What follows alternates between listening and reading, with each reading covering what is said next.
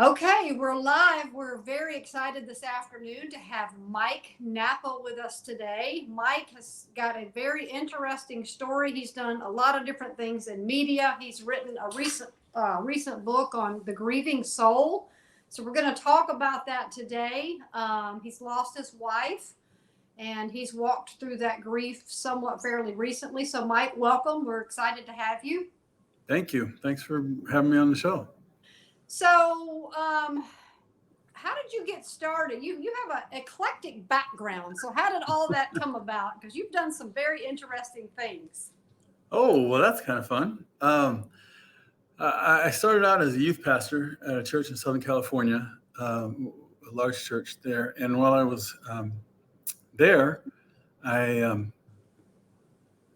started writing for some church ministry magazines and branched out a little bit into church ministry resources. Thought I was going to be a youth pastor my entire life, but ended up transitioning into Christian publishing with a church resources publisher. I worked as an editor there for a while. And then in 1995, my wife and I started Nappa Communications Incorporated, which was our literary agency, and began doing more broad things. So I've written just about anything you could think of, anything that I could think of. I've written theology and fiction and suspense stories and children's stories and Veggie Tales, comics and Bible stories. And, if I could think of it, I wrote it. And then in the last few years, of course, I've been writing about grief and kind of the idea that God is present and near, and that's more important than deepening sorrow. So your wife, Amy, passed away and she was ill, correctly? So, correct? Yes. In 2015, August 2015, I was working on a suspense novel, the second in a series of 3 novels. And we decided that to celebrate the finishing of the second novel, we were going to go to Disneyland. So we were scheduled to go to Disneyland on August 13th. It was a Friday in 2015. And I finished the book about a week before that, and we were getting all packed up and ready to go. And my wife had this strange cough. And so I told her, I said, I think you need an antibiotic. So I want you to go to the doctor before we leave, because I don't want you to throw up all over me if we're on a roller coaster or something. Because I was the sensitive husband, right? Right. So soft. Right. So she went to the doctor on the day before we were going to leave.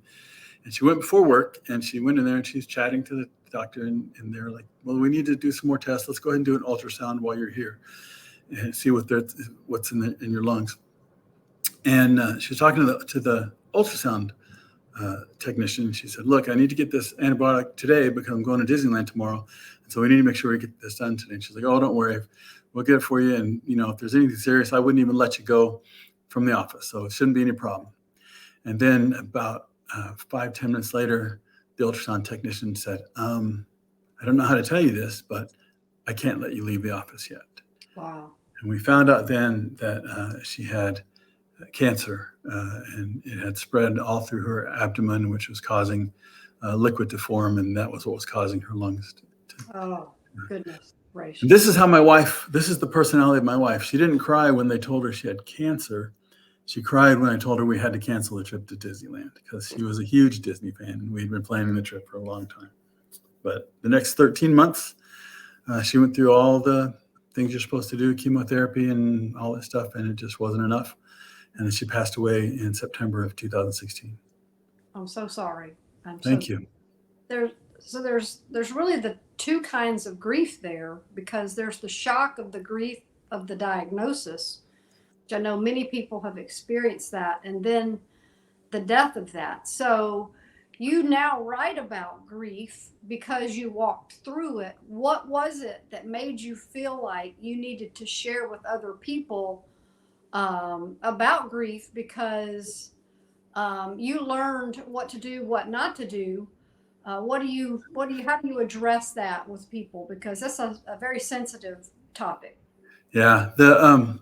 So first of all, I don't think that I know that I've written about grief. I wouldn't say that I learned what to do and what not to do. I don't think there's a strict standard for that. After Amy passed away, the hospice that we used had a grief support group, a 5-week group, and they really encouraged surviving spouses and loved ones to go to this grief support group. And so I went to this group, and I remember I was sitting there, and we're all sitting there, and we all have tragic stories to tell because we've all are fresh off the loss of a loved one. And I'm sitting there listening to one tragic story after another tragic story after another tragic story, and I'm praying, and I said, Lord, you know what? Somebody needs to do something to help these people, to help people like me. And I felt the Lord speak to my heart, and I felt as though He said, "You're somebody." And I was like, I pretty much laughed at him and moved on with my life. I didn't do much that entire first year after Amy died. I stopped writing. I didn't work. It was hard to leave my house even. And, but I don't typically journal, but I had to express some things that I was feeling. And so I went on Facebook and I said to my friends, look, I'm really struggling, and what I really want to do is I want you to send me any scriptures that you turn to when you are facing a difficult time, because I'm going to put each one on a 3x5 card, and I'm going to read each one. I'm going to read one a day for the next 100 days. That's what I'm going to do. And so they did. They sent me their scriptures, and Amy had left me some scriptures in her journal, and of course I had some of my own favorites, and I printed them all out, and I glued them onto 3x5 cards. In fact, I even still have the 3x5 cards.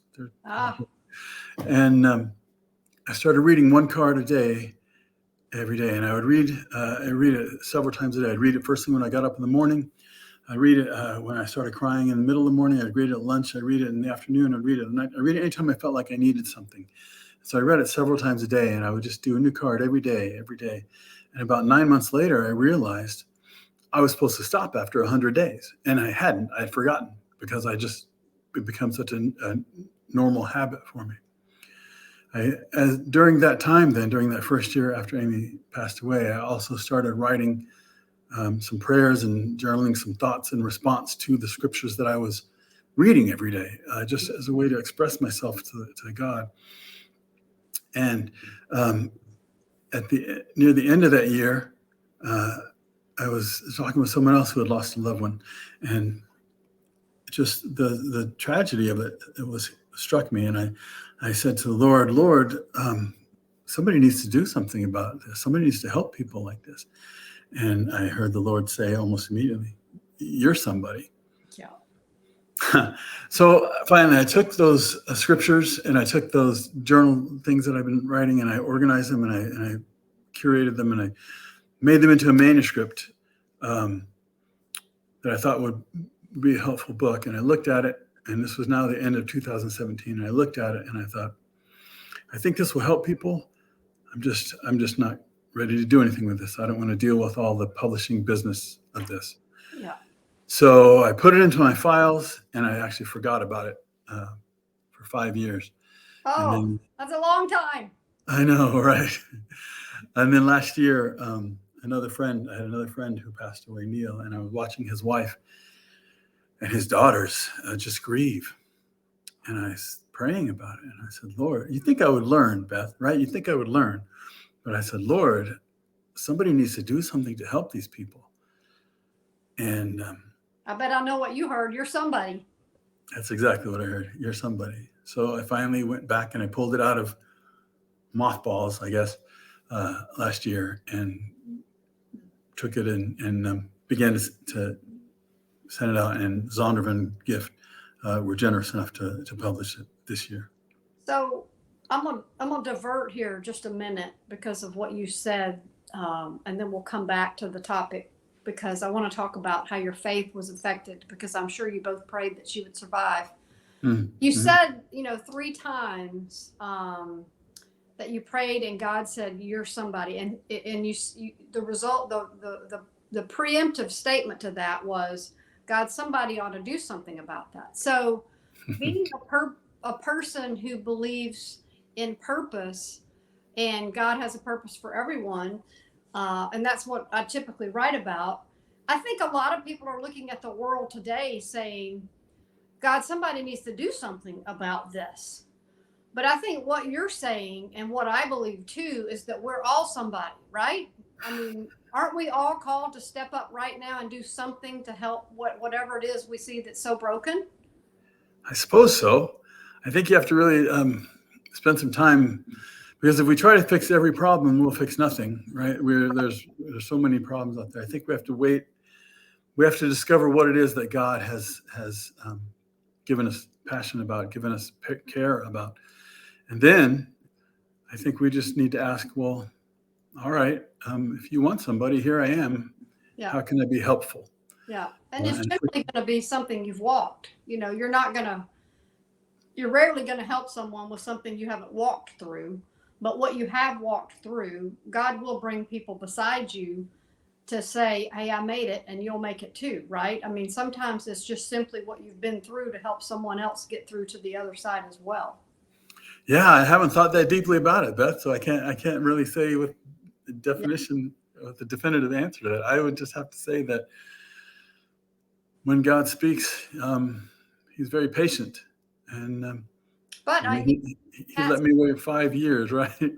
But you did listen, and he did speak, and you did listen, and I think that's the key thing is that we listen and he does speak. So let's go back to the faith part of grieving, because we all know someone who prayed for something that didn't happen. Yeah. Someone who didn't survive, or some tragic situation that didn't turn out. So what do you do to help people with that part of the equation, with why didn't God answer my prayer? Yeah. And it's difficult because I understand that God brought Amy to her death, that he allowed that. Right. I don't think I would say he didn't answer my prayer. He didn't answer our prayers. There were actually so many times during that 13-month period where it was unbelievable how God was responding to us. Mm-hmm. And yet there was this one big thing that we were begging him for, that he was responding in a way that we didn't want. As I remember praying, when you go through this kind of situation, you have the gamut of friends who are wonderful people, but sometimes they tell you just really stupid things. And I had some people who came to me and said, well, if you just had more faith, if you just believed God, then he would heal her. And I'm like, well, I know God heals. I've seen this happen. I understand this is part of who he is. And I believe God can heal Amy. If he wants to do it, I'm there. I'm ready for it. In fact, my wife, one day she was in the hospital. One day, toward the end, she was sleeping a lot, and she woke up. And when she'd wake up, she would kind of feel, I think it was on the left side of her left breast. And finally I asked her, why do you do that every time you wake up? She said, she said, I'm ready to die and it's fine, but I know God can heal me. And if he decides to heal me while I was sleeping, I don't want to miss it. And so she would check. It became her miracle test every time she woke up. So we certainly had faith that God could heal. But then I had one person that actually had earned the right to speak in my life. He'd been in my life for a long time, and trusted, loyal friend. And he said to me, Mike, I just feel like if we had more faith, God would heal her. And I thought, well, everybody else I can ignore because they don't know me. They don't know Amy well enough to understand this. But this guy is someone I trust. And if he's saying this, maybe I should bring that to the Lord. So I did. I brought it to the Lord, and I was praying. And I was like, Lord, is it just faith? Because if it's just an issue that I don't have enough faith, I'm happy for you to give me more faith. Lord, I believe, help my unbelief. Let's do that. Mm-hmm. And as I was praying again, and when I say God speaks to me, it isn't like voice from heaven, blah, blah, blah. It's like this understanding in my heart. And as I was praying, I felt as though he spoke and said to me, Mike, which takes more faith, to believe me for the miracle or to believe me when no miracle comes? Mm-hmm. And I thought, well, I guess those are both the same kind of faith. Both rely on the person rather than the outcome. Right. For the situation. So that's kind of where I fall in this. If your faith is in the outcome, you're probably going to be disappointed. But if your faith is in the person of God, the person of Christ, then like Paul, you can be the person who walks around. I mean, the Apostle Paul actually walked around and healed so many people that they were just trying to get handkerchiefs that his shadow had passed over. Mm-hmm. And yet at the same time, Paul was unable to heal his thorn in the flesh. Paul was unable to heal Timothy's stomach. Paul was unable to heal Epaphroditus, who was almost died. And so in those situations, Paul had the same kind of faith. And in one situation, it manifested in healing. In the other situation, it manifested in trust, even though there was no healing. And that, I think, is where we need to be. We need to be the kind of people who trust God for healing and also trust God if he chooses not to heal. In the end, it's his choice. And our faith resides in the person, not in the act. That's a really, really good point, because, outcomes, we have to trust him with the outcomes. And what's your response to people that say, well, you should be over that by now. Time heals all wounds and things like that. Those are pithy comments that you hear people say, and they're just not true. Right. About 3 years after Amy passed away, I went to the doctor just for just annual physical. And during these, doctor appointments now, they always ask you these questions about your emotional state, and you have to respond to a certain set of questions. And at one point I said, well, I'm still sad because my wife died from cancer. And the doctor said, well, when was that? And I said, about 3 years ago. And she said, well, why are you still sad? And I was like, because my wife died from cancer. And she said, well, what you need is electroshock therapy. That'll knock that right out of your brain. And I was like, no, I don't think I need this kind of extreme medical procedure just because I miss my wife. I mean, I loved her for 30 years. Right. Why would I stop loving her after only 3? So there is this idea in our society. We're actually afraid of grief. We're afraid of dealing with it, and we just want to push it to the side. But that's not the way grief works, and that's not what it's intended to. Grief actually has a positive aspect to your life. Grief, it's actually a beneficial thing. And so I don't think I ever have to get over the death of my wife. And I don't think anybody listening to your show ever has to get over the death of anyone. Now, sure, we will eventually get back to our regular lives. We'll get back to our normal routines and work and family and all those kinds of things. But we will always have that within us that longs for that which we've lost. We grieve deeply because we have loved deeply. And so this is the proof of our love, is that we grieve. And there's no sense in trying to get over it. If we allow grief to work in us the way God intended, it will make us into better people. Yeah. You have to stop me, because I'll start talking and I'll tell Jonathan stories and not going. But I will say this: when you look at Scripture, the first time grief is mentioned in Scripture is in Genesis 6. God grieves that he created humankind because humankind is so wicked. So grief is attributed. So early into the creation too. I know, right? Yeah. So the first mention of grief is attributed to God the Father. We move into the New Testament and we see Christ on the night before his crucifixion in the Garden of Gethsemane. And he says to disciples, my soul is crushed with grief. And so we see God the Son encompassed with grief. And then we move further in the New Testament and we read Paul saying, don't grieve the Holy Spirit, which tells us that it's possible to grieve the third person of the Trinity. So when I look at grief, I see this in Scripture as something that encompasses all 3 persons of the Trinity. God himself experiences grief in the totality of his being, and he experiences it in an eternal way that we can't ever understand. And so if this is something that God both understands and experiences, when we grieve authentically, not if we grieve with bitterness or hatred or anger, that's not grieving authentically. But if we grieve authentically, honestly, we're actually imitating God. We become people who, like God, understand the sorrow of sin and the consequences of sin. And so the idea that we should just get over it and push it down and shortcut it does a disservice both to the human experience and also to the experience that God himself has as the eternal griever. So I want to go back to something you said earlier. You said people were telling you this and that, but a friend that had earned the right to speak into your life said something that you felt, because he had earned the right, you felt had merit. I think being able to communicate effectively with other people when you're in the grieving process, whether it was yesterday or 3 years ago, how important is it to choose the right people to talk to about your grief because many people don't understand the delicate nature of people's innermost intimate feelings about something. So it's very important, right, to choose the right voices as we're walking through that so that we can voice it but get the right response, a wisdom response, godly response. Does that make sense? Yeah, I think so. I think that for me, the important thing was everybody knew I was grieving. I was pretty public about it. So it was, in that situation, it was not something that was hidden. The important thing for me was making sure that I listened, that the people I listened to were not steering me the wrong way.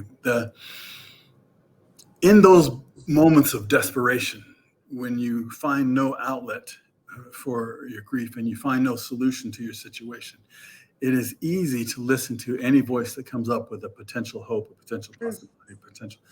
And we had people telling us, oh, you need to try this radical thing. We had one woman who said, oh, all you have to do is drink water for 21 days and fast, and then the cancer will go away. And another person, we need to get you in this really radical cancer therapy test that, it may leave you crippled, but it could probably save your life. We're like, we really don't need to listen to those voices.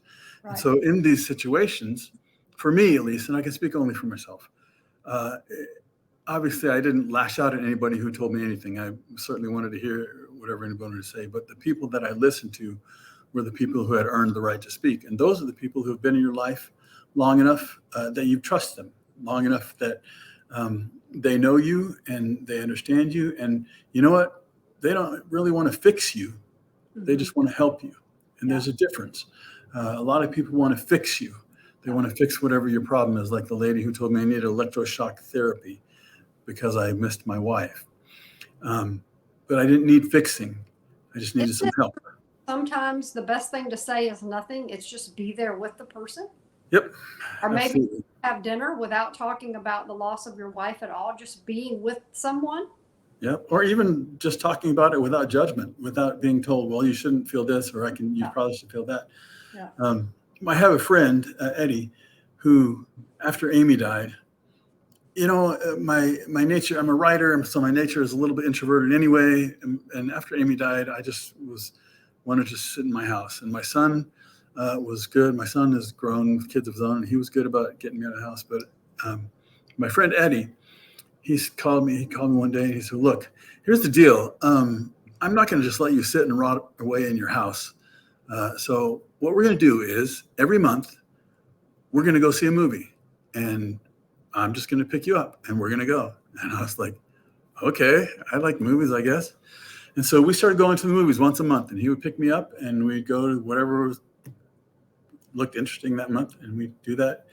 And then next month is 7 years since Amy passed away. And we're still going to the movies once a month, Eddie and I. And we get lunch, we go to a movie. Sometimes we talk about Amy, sometimes we don't. It doesn't matter. Yeah. What matters was that he was a consistent presence in my life when I felt terribly alone. And he's still that presence in my life. Even though the pain of that immediate loss is no longer as severe, he's still here. And so that's really what we need. We need someone who will stand next to us. And that's really what Christ does for us. Is Christ is not going to come to you and say, okay, boom, you'll no longer feel this pain. That doesn't happen until we enter eternity, until we enter the heavens. But he will stand next to us right now during the pain. He will not back away. He's not afraid of the sorrow and the feelings that we feel. I mean, he and I have had some pretty open and raw conversations. Some of those are in the book, Reflections of a Grieving Soul. So let's talk about God's presence through that, because he is with us. And sometimes it's, you can look back on hindsight being 2020, and you can see that God was with you 20 years ago. But when you're in the pit or the valley or your fit of anger or your disappointment, you don't necessarily feel him there. But as you look back, you know he was with you. So I think, how do you help people to remember that? I know you don't feel like it, but God's really with you. He does care about what you're feeling right now. Yeah. I had a little bit of different experience, and I understand that others have the other experiences different than mine. I have never found God to be distant, and I don't know why that is. I know others feel like God is not around at times. I remember the day after Amy died, I had nothing but aloneness, nothing but sorrow. And I went home to my empty house, and I started walking through every single room of the house. And I walked into the bathroom and stood in the bathtub, and I walked into the bedroom and walked into the closet, and I walked around, and I said, finally, I said, Lord, here's the deal. I can sense your presence in every single room of this house. So why can't I feel your comfort? Why are you not comforting me in this pain? And he didn't respond, but he stood there, and I could feel the presence of his spirit right there. But I didn't feel the comfort that I wanted to feel. And I think this might be why we sometimes rail at God and say he's nowhere near. It's not that he's not near, it's that he's not doing what we want him to do. I wanted him to give me this great comfort that I could just relieve the pain, and he would not do that. But he also would not leave my side. Sometimes we allow that desire that we have for relief to replace the awareness of his presence, I think. Mary and Martha, when their brother died, Lazarus, I wondered for a long time, why did Jesus weep? The story, we know the story. Lazarus dies. Jesus deliberately waits until he's been in the grave for 4 days before he finally shows up. Both Mary and Martha, Lazarus' sisters, come to Jesus and they say, if you had been here, he wouldn't have died. Now, Jesus knows in 15 minutes, he's going to walk up to that grave and shout, Lazarus, come forth, and this grand miracle is going to happen, and everybody's going to be happy. And yet, he stands there with Mary, and she is weeping, and then he weeps. And everybody around says, oh, see how he loved him. And I struggle with that for a long time because I am an outcome-oriented person. I'm like, why doesn't he just say, oh, stop crying, it's going to be fine in 15 minutes? Just right? let me show you what I'm going to do. Trust me. Yeah. But I think the reason that he cried is because she was crying. Yes. I think that rather than gloss over her pain, he was willing to share her pain. Yeah. He was willing to enter into that with her completely in that moment, regardless of what happened in the next moment. Yeah. He was not going to let her be alone in that sorrow. And I think he did that with me too. And I think he will do that with anyone who seeks that. I think his presence is more powerful than any other thing that we need. Yes, I agree with that. And we have to depend on that in those times when we're, say, in a valley. But you've allowed your pain to become purpose. God never wastes something tragic or sad that happens in the life of one of his children. So this is therapy for you, right? This is part of your healing process. It's being able to walk with others, write your book, be able to write about the process of healing. And that's part of your healing. Is that correct? Every time you help someone, you get a little bit stronger. I haven't really thought about it. I don't know. I'm going to say yes, because I hope that's true. Yeah. So, but I haven't really thought that deeply about it. Yeah. I would say, I mean, you're using your pain. God's using your pain. So being able to just really draw back on the Jesus and the Lazarus thing, I think, and just that presence is so important. So if people are wrestling with, I want to ask one last question before we talk about your book. Okay. I think sometimes grief hides in your body and in your mind. And you may be angry and you don't know why, or you may be depressed and you don't know why. What happens with unresolved grief?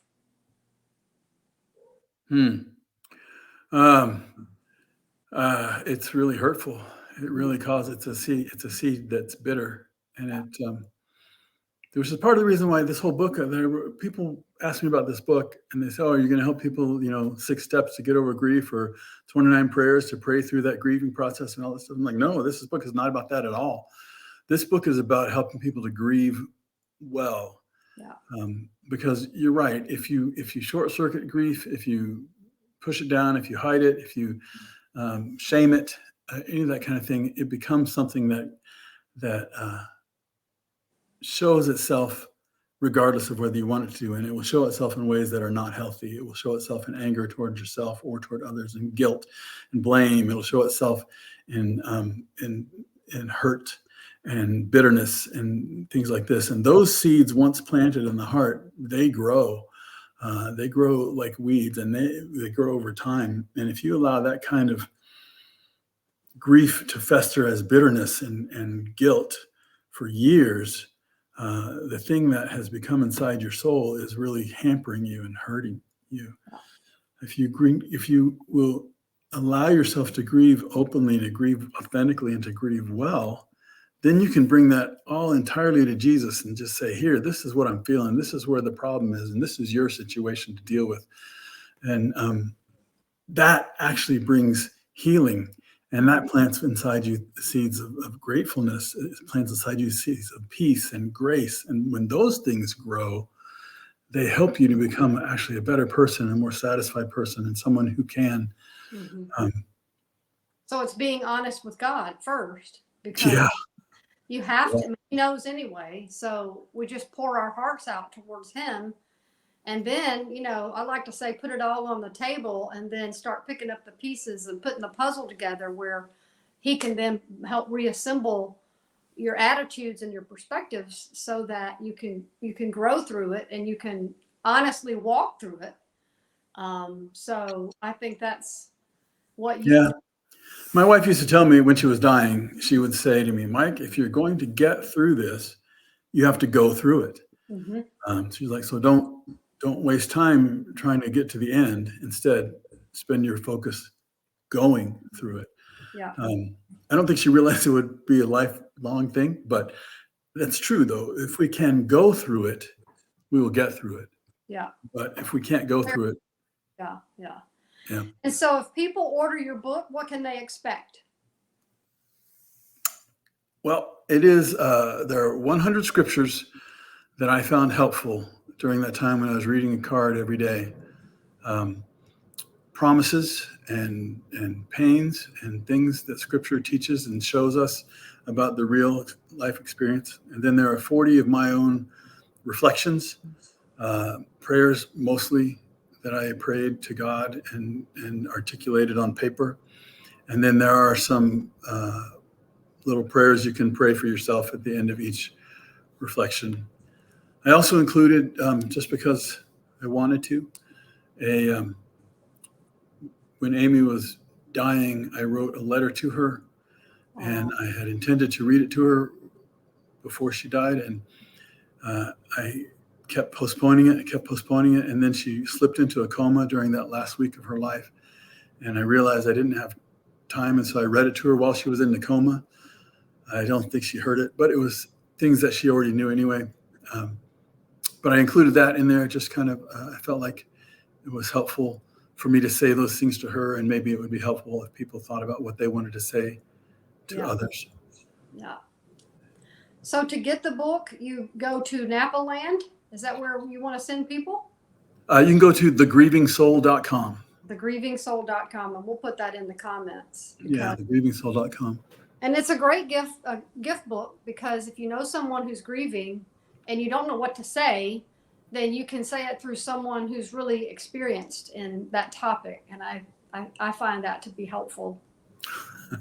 When, give a gift of something that someone has really poured their heart and soul into, because I might not know what to say, but you do. So that's very comforting to someone when they need something to give or share with someone. So. Yeah, I don't really know what to say either. Honestly, I just say, I'm sorry. I'm very sorry. Yeah. And that's really all we can do, is just sympathize with each other, right? That's exactly. Hopefully this book will give people a safe place to grieve, with someone who can walk next to them as they grieve.